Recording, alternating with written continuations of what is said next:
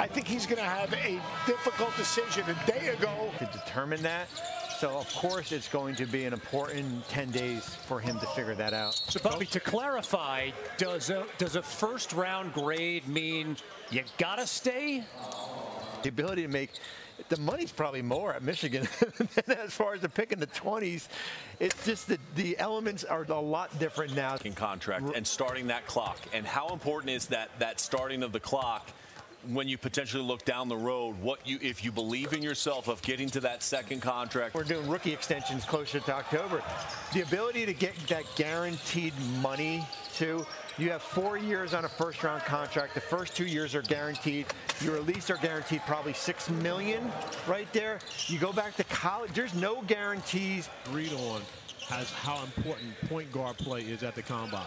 Understand that a significant member of Team Domerson was taken away early in this process when Boogie Flan decided he was not going to participate at the combine and go back to school. So it ties into everything you guys have just been talking about. And then there's the other part of it that you go back to school and you're getting probably more polished. You're getting a little bit older a year from now or 2 years. I think it's great for college, 26-year-old. Seventh-year guy. But I do think for them from a draft perspective, I think the second round does become a little bit watered down more as far as players going back and then the players that are left. Or it's basically, if you don't make it, then you're in the G League or you're going to Europe, and there's all these other options for you. That's the hardest part as far as the competition. To be one of 450 is extremely, extremely high. The most exclusive club in the world. Like, let me ask you, how do you think decision makers are looking at Boogie as far as there? Because you're looking at some of these numbers, like a guy like R.J. Louis from St. John's, who has struggled a little bit here. If you had that point guard, talking to all the gurus, we have the main guru up here, though, Bobby Marks. I'm living the life down here. Yeah. You guys are fun, but it's more fun. He's worried about the next game he's calling. That's what you were just talking about with Elijah Martin, though. The amazing thing, too, especially his body of work at Florida Atlantic, and you saw that Florida team lose in the first round a year ago. Now he goes in there and basically brings that experience level of a guy that got to a Final Four.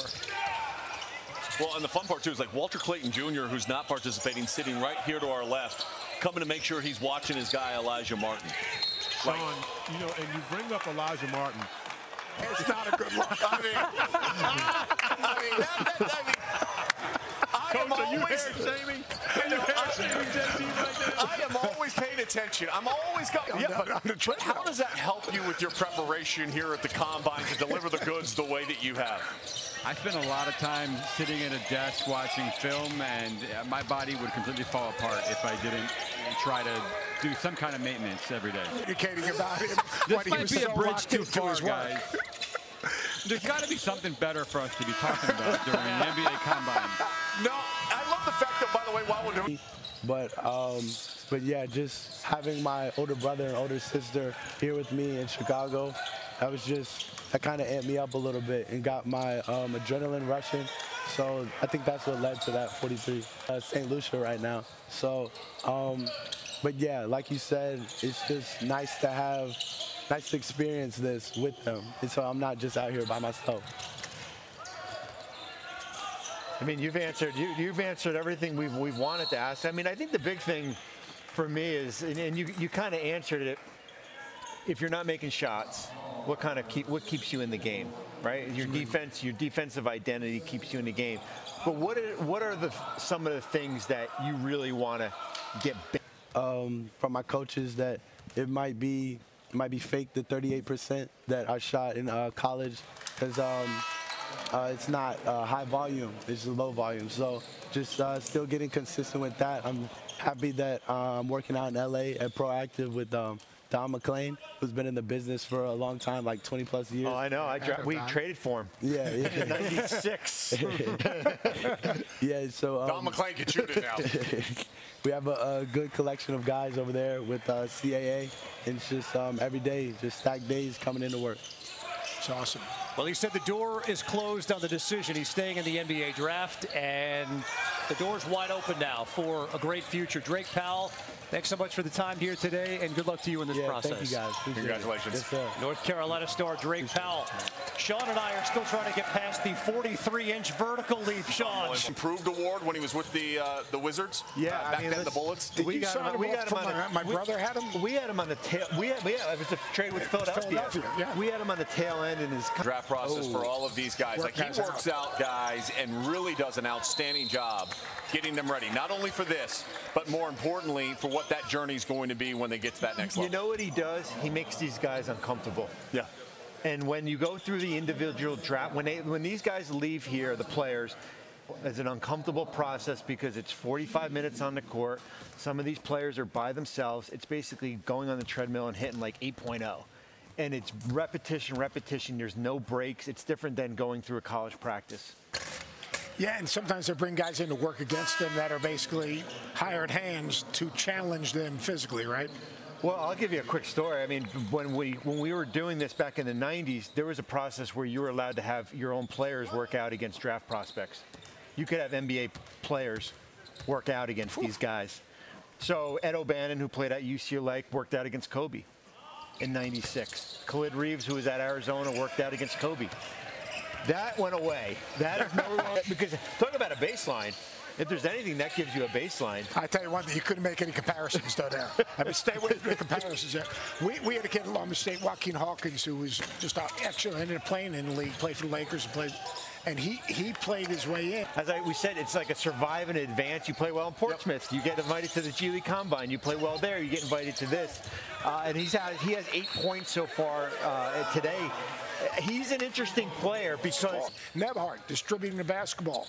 Olbrich, rebounding the ball, running the floor, being physical, and they're doing it at a high level.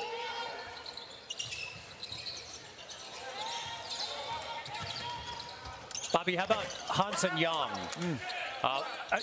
There aren't as many international players here, college guys, but this is a 20-year-old, 7'2". There are a lot of things to like about his makeup.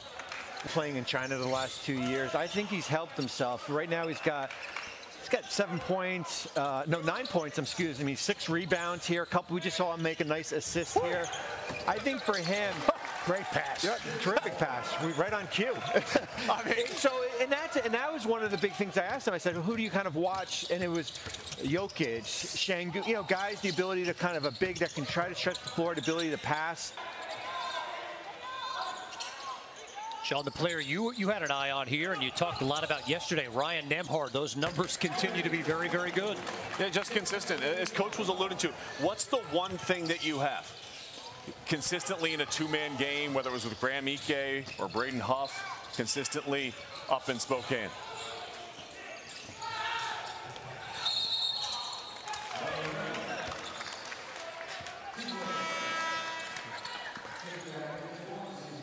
How these teams have competed here and how hard they are playing. I also think about how many bad starts we've seen. When the G League call-ups to the NBA Combine, and they were questioning whether or not he could put together another 2 strong performances. Had a great start to yesterday's game.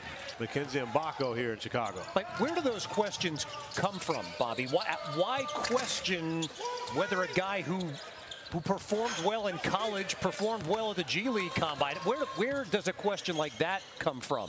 Well, listen, I think, some of it's unfair. I mean, comp, and I would think that Corey Alexander would absolutely approve. I've praised you all, other than this whole Ray Allen conversation, I've praised you all for your elite level work in your comps throughout these 2 days, and Victor Oladipo is absolutely on point. And when you look at VJ, one of the things I think you go back to too is when he played on the Bohemian national team. You had pros looking to get him the ball. You had pros looking. And you have to respect that when you're talking about an 18, 19-year-old who's willing to go out there and do whatever is necessary, guard whoever he has to be successful, to win. And that's VJ Edgecomb's personality. That's his ability. Ooh.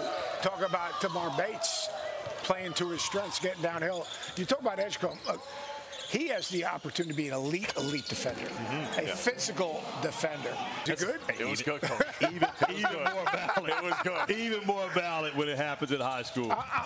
Being that we're talking about guys that aren't here, not playing, talking about Edgecombe, Colin Murray-Burroughs. All right? Yeah. Like, kind of different. And I like Bobby. I think it's interesting. We saw that mock draft. It's a guard wing heavy top 10 there, where really Cooper, one team at 14. It's an interesting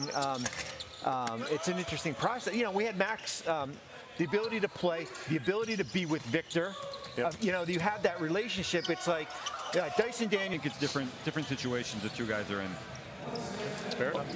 Team Williams the win, and they did it thanks to the scoring of Bryce Williams and Party at 24 points.